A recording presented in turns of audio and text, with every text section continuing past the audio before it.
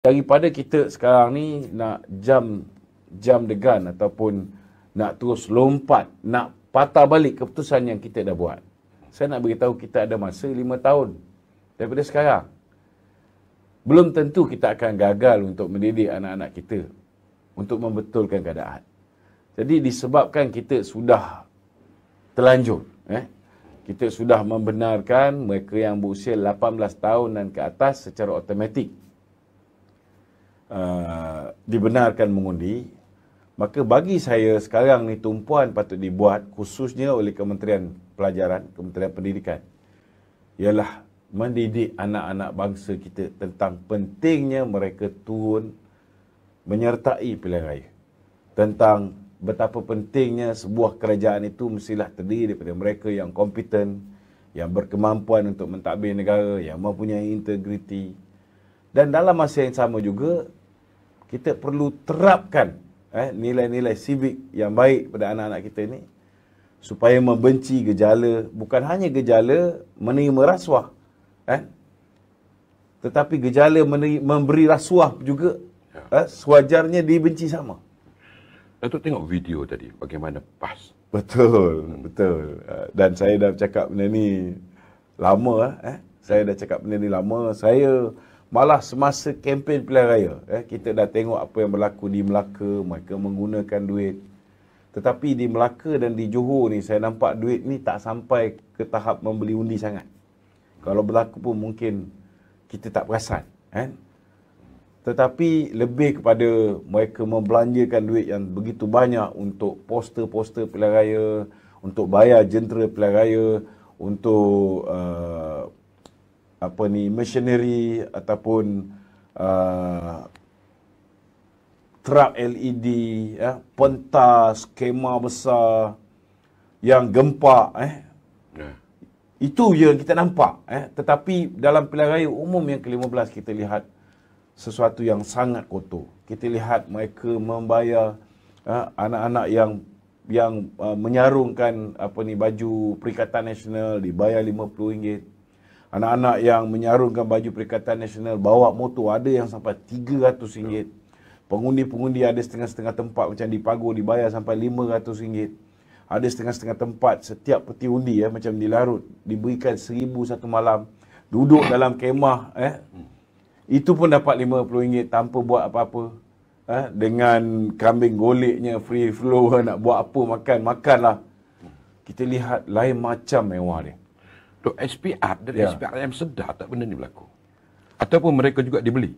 Saya tidak mau menuduh lah. Saya tidak mau menuduh, tetapi depan mata ada sedikit nampak ada sesuatu yang mencurigakan.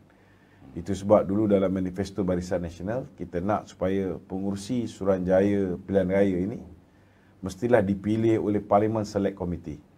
Maknanya bukan hanya dipilih oleh orang Barisan Nasional, ia dipilih oleh orang Pakatan Harapan, DAP, PKR, PAS, UMNO, semua Parlimen Select Committee itu yang memilih siapa yang sepatutnya menjadi pengurusi SPR, Governor Bank Negara.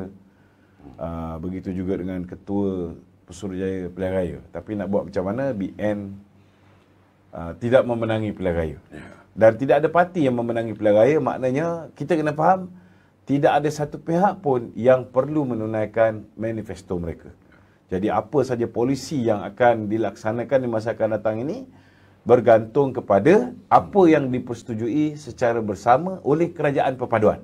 Bukan lagi parti-parti politik seperti mana apa yang dijanjikan dalam pilihan raya. Semua manifesto parti-parti ini telah ditolak oleh rakyat. Jadi bergantung kepada kerajaan baru macam mana mereka nak mengacu ataupun acuan mana yang mereka nak gunakan. Baik, kalau kita melihat kepada usia ni 18-21 ini, dan ilmu psikologi dia dianggap sebagai late adolescence, remaja akhir dan ataupun dewasa muda. Bukankah ianya sudah berada di tahap matang untuk berfikir dan membuat keputusan? Sebenarnya kalau kita tengok pilihan raya umum yang ke-14 itu sendiri, kita lihat undi orang muda lebih kepada emosi. Masa tu sekali lagi itu orang yang berusia 21 tahun ke atas. Mereka terpengaruh dengan mudah oleh media sosial. Mereka terpengaruh dengan mudah oleh fitnah-fitnah yang dilemparkan ke atas Barisan Nasional. Sewajarnya itu menjadi garis pengukur sebelum kita membuat keputusan.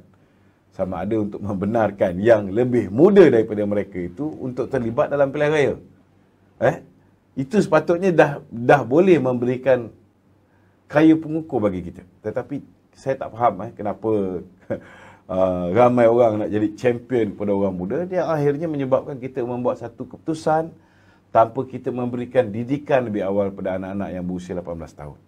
Jadi selepas kita dah buat keputusan ini, kita tak boleh simply flip-flop. Sekejap laksana, sekejap tarik balik. Bila kita nak laksana, kita laksana. Mengharapkan ianya menguntungkan kita. Bila tak menguntungkan kita, kita tarik balik. Ini tak sepatutnya menjadi polisi sebuah kerajaan. Ini kena faham. Kita kena tegas dalam bab ni. Kalau kita tak berjaya menarik sokongan orang muda dan orang muda mudah terpedaya dengan apa yang disajikan oleh TikTok, apa yang disajikan oleh media sosial, maka kita cari jalan macam mana nak memperbetulkan kesilapan ini. Macam mana nak membuatkan orang muda lebih peka pada politik. Macam mana mereka ni boleh kita ajar supaya mempunyai sifat tabayun. Mereka mendengar sesuatu, mereka tidak bulat-bulat mempercayai. Ini perlu diajar, perlu dididik. Dan ianya mesti dididik dalam tempoh 5 tahun mendatang ini. Sebelum sekali lagi anak muda ini diberikan mandat untuk memilih dalam pilihan raya umum yang ke-16. Kita ada masa. Kita ada masa. Jadi ini peranan yang perlu dimainkan oleh Kementerian Pelajaran dan juga Kementerian Pengajian Tinggi. Tok, kalau budak pelajar tingkatan 6 yang biasanya mak ayah bagi RM10, RM20, tiba-tiba dapat RM300. Itu masalah dia. Itu masalah dia. Biasa mak bapak bagi RM10, bagi RM10, ada yang bagi RM5. Macam saya dulu pergi sekolah RM1 je. Kan? Tapi sekarang ni nilai RM1 tu mungkinlah nak beli makanan apa pun tak boleh. Betul tak?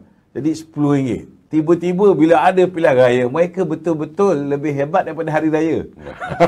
Hari raya pun, 1 bulan raya belum tentu boleh kumpul RM300, belum tentu boleh kumpul RM500. Tetapi hanya sekelip mata, mereka boleh dapat RM300, ada tempat boleh dapat RM500. Dan perasuah-perasuah tegar ni, dia orang pandai. Mereka menghalalkan rasuah dengan memberikan rasuah sogokan ini kepada anak-anak muda yang balik daripada kota. Pengundi luar. Jadi ada alasan. Dan mereka pun pandai. Mereka tak bagi pada orang lama yang lebih matang. Yang tahu kalau orang rasuah dia ambil tapi undi belum tentu. Dia bagi pada the first timer ni. Orang-orang yang orang muda yang tiba-tiba mengejut dapat 500. Tiba-tiba mengejut dapat apa ni 300-400 ni kan. Dia orang sudah pastilah akan menghargai apa yang mereka perolehi. Dia orang tak nampak lagi kesan daripada mengundi berdasarkan songgokan yang diterima. Mereka tak nampak benda ni. Apa yang dilalui oleh abang-abang mereka, ditipu dengan janji nak menghapuskan pinjaman PTPTN oleh Wan Saiful Wanjan, dengan janji nak menghapuskan tu dan sebagainya. Mereka tak merasa benda ni. Mereka tak rasa apa yang kakak-kakak dia, abang-abang dia rasai dulu. Jadi orang-orang yang baru ni, kalau kita lihat berdasarkan apa yang berlaku baru ni, saya nampak anak-anak muda ni tak sedar apa yang berlaku zaman Tan Sri Muhyiddin ketika dia menjadi bapa lockdown negara dalam tempoh 18 bulan. Dia orang mungkin rasa seronok kerana ketika itu di bangku sekolah mereka tak perlu pergi ke sekolah. Apatah lagi bila mereka menduduki SPM, keputusan tidak perlu pergi sekolah tu lebih baik daripada waktu kakak-kakak abang-abang dia perlu pergi ke sekolah. Dan ini menyebabkan mereka rasa seronok pada ketika itu. Mereka tak sedar bahawa pada ketika itu mak bapak mereka tak boleh keluar mencari rezeki secara halal.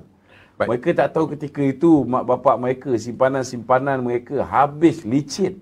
Malah ada yang terpaksa meminjam, ada yang terpaksa menagih duit KWSP daripada kerajaan. Sehingga hari ini pun ada orang yang mengharapkan pengeluaran KWSP secara bersasar.